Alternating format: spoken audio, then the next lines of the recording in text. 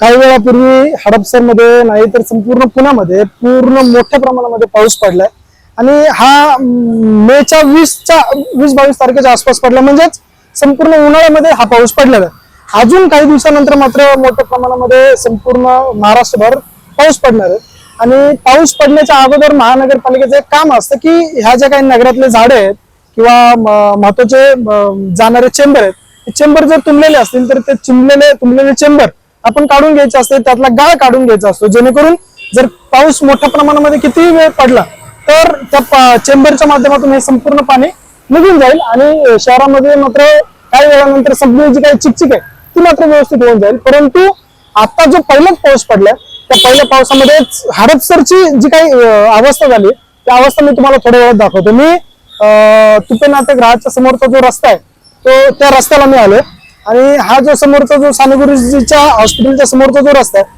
त्या रस्त्याच्या समोर मी आहे। इथं चेंबर जो आहे तो वर्षानुवर्ष हा चेंबर तुटलेला असतो।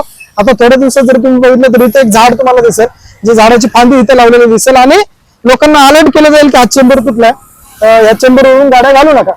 मग प्रश्न पडतो की वर्षानुवर्ष हा चेंबर कसा तुटतो, एकदाच याच्यावरती काहीतरी फायनल सोल्युशन का नाही काढत महानगरपालिका? आणि याच्या बाजूला हे असणारं पाणी, आता जर थोड्या वेळापूर्वी जर आपण बघितलं असताना तर संपूर्ण पाणी हे साचलेलं दिसत होतं। आता याच्या बाजूला पलीकडच्या बाजूला कॉलेज आहे, कॉलेज जर सुटलं किंवा कॉलेज जर भरायचं असेल तर विद्यार्थी मग आतमध्ये एंट्री कशी करणार किंवा बाहेर येताना कसं करणार? मग दगड ठेवायचं आणि माकड उड्या विद्यार्थ्यांच्या सुरू। जर माकड उड्या तुम्हाला बघायचे असतील खास करून विद्यार्थ्यांच्या तर तुम्ही कॉलेजच्या समोर या, तुम्हाला माकड उड्या बघायला दिसून येतील। आता जर बघितलं तर थोडस पुढे आलो ना तर हे पाणी आहे, हे पाणी एवढं आता थोडं कमी झालंय। टायर वरून तुम्हाला पाण्याचा अंदाज येत असेल की किती पाणी साचलंय किंवा सायकलच्या माझ्या ह्या टायर वरून अंदाज येत असेल की पाणी किती साचलंय। आणि हे साचलेले पाणी याचं मूळ कारण आहे की या भागातले जे चेंबर आहेत ते चेंबर खालून माती त्यांच्या साचलेली आहे आणि त्यामुळे ते चेंबर त्याच्यातून पाणी निघूनच जात नाही आणि मग साचलेलं पाणी असल्यामुळे हे चेंबर पाणी निघून जात नाही आणि त्यामुळे हे पाणी रस्त्यावरती तसंच साचून राहते, पडून राहते। आता हे पाणी हळूहळू जशी सकाळ होईल किंवा जसा वेळ जाईल तसं मात्र हे पाणी इथून निघून जाते। परंतु पाऊस पडल्याच्या नंतर 15 ते 20 मिनिटांमध्ये हे संपूर्ण रस्ते मोकळे आणि चकचकीत होणं अपेक्षित असतं आणि त्यासाठी जबाबदारी असते महानगरपालिकेच्या अधिकाऱ्यांवरती। आता या अधिकाऱ्यांचं काय काम असतं की पावसाळ्याच्या अगोदर किंवा पाऊस आता काही दिवसानंतर सुरू होणार आहे त्याच्या अगोदर चेंबर साफ करून देणं असेल किंवा हे जे काही तुम्हाला झाडं दिसत आहेत, हे जे पूर्ण जे काही झाडं दिसत आहेत हे झाडं दाखवा जरा। हे जे झाडं आहेत ते जे झाडं आहेत त्यांच्या फांद्या ज्या लांबलेल्या आहेत त्या लांबलेल्या फांद्या कट करून देणं असेल हे महानगरपालिकेचं काम आहे। आता पाऊस जर मोठ्या प्रमाणात झाला आणि वाऱ्याने एखादी जर फांदी या झाडामध्ये अचानक जर तुटून पडली तर त्यावेळेस मात्र इथली जी काही लोकांची दैनंदिन जीवन आहे ते थोड्या वेळासाठी विस्कळीत होऊ शकतं। त्याला महानगरपालिकेचे अधिकारी जबाबदार नाही आहेत का? आपण म्हणू शकत नाही का की ते अधिकारी जबाबदार आहेत? जबाबदार कोण?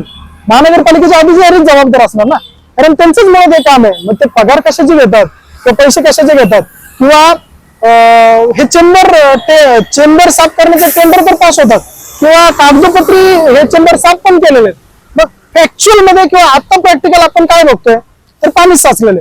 हा पहिलाच पाऊस आहे, अजून पावसाळा सुरू व्हायचा आहे किंवा 4 महिने अजून जायचे आणि पहिल्या पावसामध्ये मी हडपसरमध्ये त्यामुळे हडपसरची परिस्थिती तुम्हाला दाखवतो की किती भयानक झाली।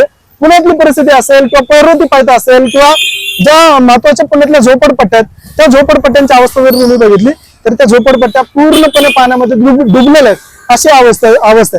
आता हडपसर मधला रामटेकडी जो भाग आहे त्या लोकांच्या घरामधून पाणी वाहते, त्याचं कारण काय की चेंबर तुंबलेले आहेत। महानगरपालिका आता अजून काही दिवसानंतर एक 10-15 दिवस राहिलेचे उन्हाळ्याचे, आता तरी महानगरपालिका किमान हडपसर क्षेत्रीय कार्यालय जागा होणार का? हे राहिलेले तुंबलेले जे काही चेंबर आहेत ते साफ करणार का? किंवा जे झाडांच्या फांद्या वाढलेल्या आहेत ज्या तुटण्याची शक्यता आहे त्या झाडाच्या फांद्या व्यवस्थित तोडून देणार का, जेणेकरून लोकांचं जीवन विस्कळीत होणार नाही किंवा एखादा मोठा अपघात होणार नाही याची काळजी महानगरपालिका घेणार का? किंवा एखादा असा अपघात घडल्याच्या नंतर मग अतिक्रमण किंवा जे इमर्जन्सी विभाग आहे ते विभागाचे लोक येऊनच कारवाई करणार का, हे तेवढं बघणं गरजेचं आहे। या भागातली जी काही पाण्या पावसाची अपडेट असेल किंवा अपघाताची अपडेट असेल ती क्रांती न्यूज तुमच्यापर्यंत वेळोवेळी पोहोचवणार आहे। त्यासाठी तुम्ही क्रांती न्यूजला फॉलो करा। मी मेघराज गवारे, तुम्ही बघता क्रांती न्यूज। धन्यवाद।